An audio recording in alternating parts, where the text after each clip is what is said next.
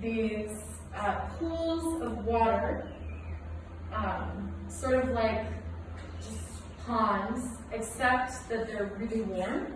They're like a hot tub, and they're natural. So these are called Arizona hot springs, and Kat and her mom took us out there. Her mom was epically cool.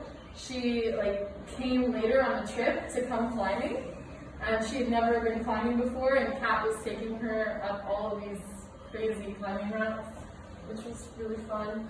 But so it was in a slot canyon, and in the slot canyon, like I said, water collects, and this water was heated by geothermal activity, which is like when the heat from the earth is close to the surface, and so it heats water.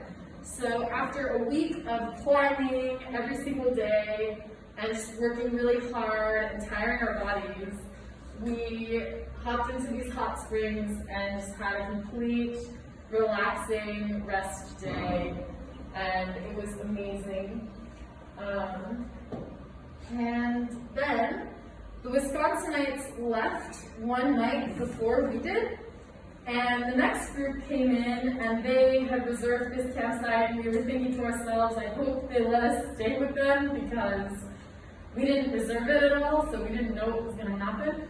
And it ended up being these two guys, and we called them the Frenchmen, because they're from France, and they were doctors, and they ended up being really nice. They shared their meal with us.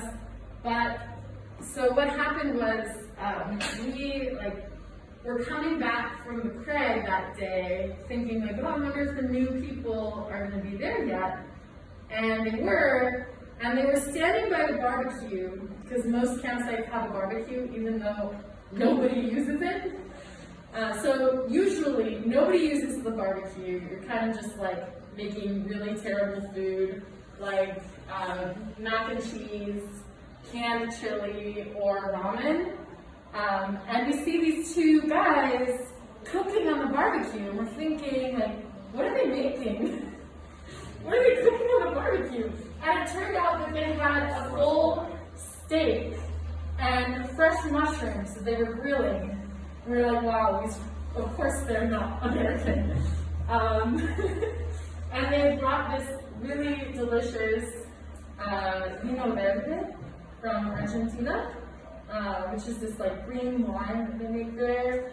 And they offered to share their meal with us, which was very, very nice, because they saw us cooking our ramen, and they were like, are you serious? What are you doing? Eat some steak. So they ended up being really nice and friendly, which I think is a pretty typical thing if you go to the outdoors in the United States. Usually you meet people that are really kind and willing to help you out, and you are hopefully also a person that helps others out. So that was that. And then we finished our trip. So the Wisconsinites drove back home, and to drive from Las Vegas to Wisconsin is 48 hours of driving. So they drove 48 hours, and we flew from Vegas to to Seattle, and then we ended up back home in Bellingham. And that is the story.